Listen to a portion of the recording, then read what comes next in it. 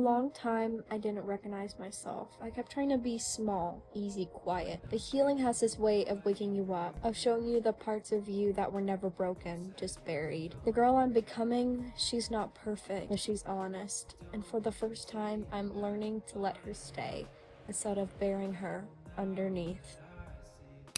So, wait, can you all even see me good? Maybe this would be better. Yeah, okay. So, I came to gym pretty early. Opens in like 20 minutes, but that means I get to do one of my favorite things, which is play on my guitar. So, I'm gonna practice guitar. I'll see you guys when I go to the gym. Growth has a weird way of presenting itself. There was a time I moved my body to punish it, to feel more in control, and I ate less and worked out more just to feel like I had some sense of meaning over my life. I filled the silence so I didn't have to be alone. But now, the gym is how I say thank you. Food is how I feel love, not restriction. And solitude, that's where I hear myself clearest. The girl I'm becoming doesn't chase discipline. She chooses devotion, and it's changing everything. It's making the once destructive habits I do healthy.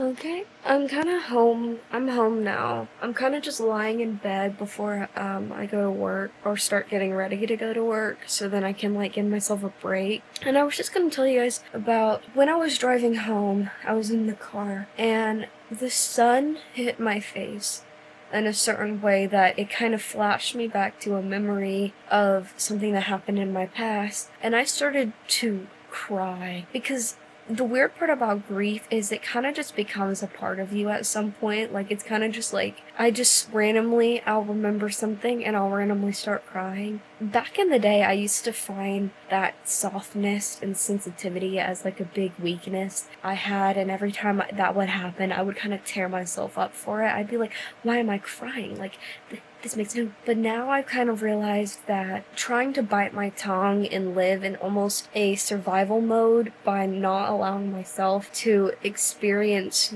grief kind of just made things worse, because it wasn't me not being sad or not feeling the grief, it was just me being scared to allow myself to experience it. So like for months I've been like exhausted because I've been in this inner battle with not only like the outside world, but just in my head I've been beating myself up for feeling a certain way, even though I have every right to feel the grief that I felt and to feel the after effects of all the stuff I went through. And recently I've just felt that shift where I'm done like performing and pretending, if that makes sense. I'm done like pretending that I am completely okay if I'm not. I just kind of let myself cry or let myself be sad sometimes, because that's kind of empowering in a way, and that kind of catalysts myself to get up and keep trying, and it kind of makes me like more comfortable and happy with myself, because even though it's kind of like it's taking off my armor that I've had on, my metaphorical armor, and it makes me very vulnerable, it makes it so I'm building tougher skin and I'm going directly to the source of what has been causing all this. I don't know. I haven't been shrinking myself down a lot anymore, and instead of it being like my biggest, like my Achilles heel, grief has kind of become something that has empowered me in a way.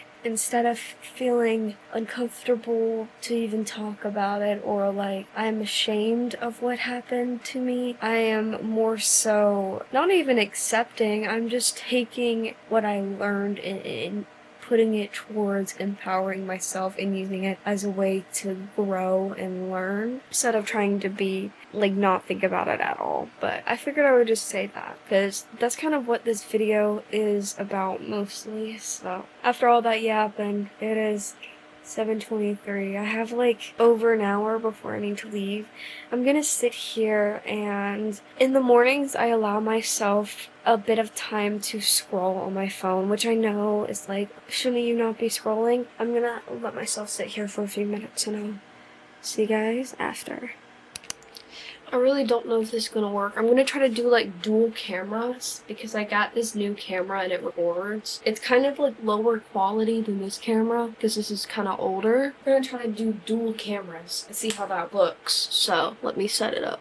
Basically, right now, I was on my phone for about 15 minutes or so, and then my mom woke up, so I was talking to her. But during that time, I realized, let me show you. My room's kind of a mess because I've been at work all week. This is kind of, I don't know how cinematic this looks, but it feels cinematic on this camera. So I figured, since I don't have to go to work super early today, I can, we're gonna clean up my room. Grief is the first part to healing, and healing is pretty strange. It doesn't come all at once. It shows up in whispers, and the way I no longer chase people who make me feel small, or how I finally listen when my body says rest. I used to think becoming meant changing everything, cutting my hair, leaving town, and starting over, but it's more subtle than that. It's learning to stay when things get quiet. It's forgiving the versions of me that didn't know better. It's making space for joy without all the guilt. There are days I don't recognize myself, not because I'm lost, but because I'm growing into someone new, someone softer, more honest, less afraid of being seen. The girl I'm becoming doesn't need to prove herself anymore. She knows that becoming is the point, not the arrival. She's not perfect, and she's real, and maybe for the first time, that's enough. Yeah, I see the spot. I'm so ready for bed. Like, y'all don't understand just how tired I am. If you can't tell, my hair got cut and dyed, so it looks a little bit different than it did at the beginning of this video. I'm going to take off my makeup and then start doing my skincare while I talk about kind of like the moral of this video, I guess, and what era I'm stepping into, so. Ignore how the lighting looks like 100 times better. I got like a makeup mirror thing with lights for college, and I kind of just have it plugged in right now, so figured I would use it. It looks like a million times better than the other lighting, but figured I'll just talk about this era because I'm gonna kind of start like a new era on my channel. I feel like a lot of my content over the past few years, basically since I've started this channel, has been revolved around the fact that I'm in high school, and that, you know, in most of my titles I have like the year of high school I'm in and stuff like that, and I'm not in high school anymore, and I don't want my channel to be focused on the grade of school I'm in anymore. Like, I don't want to be like freshman in college all the time. I want my era to kind of be focused on the fact that I am just growing up. And so I've decided to call this era the becoming era because I don't know exactly what I'm going to end up becoming. Because at first I was like, oh, it's like I'm becoming her, but I don't want to put those kind of boundaries on myself. I'm just becoming. I'm blooming. That's kind of what my channel's gonna focus more around, is kind of just becoming who I am and figuring out all that kind of stuff. I'll still do like normal vlogs and stuff, but I want to talk a lot more about building healthier habits and kind of moving on from my life that I've kind of created here in my hometown, and showing you guys how I'm gonna build my new life and my new town that I'm gonna live in, and just kind of showing you guys the process of growing up and becoming my own person, because I felt like I've been minimizing myself for years now. I feel like I haven't allowed myself to grow into who I'm supposed to be, and therefore that has caused me to kind of be stunted in that growth. I just want this next era of my life to be all about new beginnings and all about figuring out what my purpose is and being more comfortable with who I am and just becoming.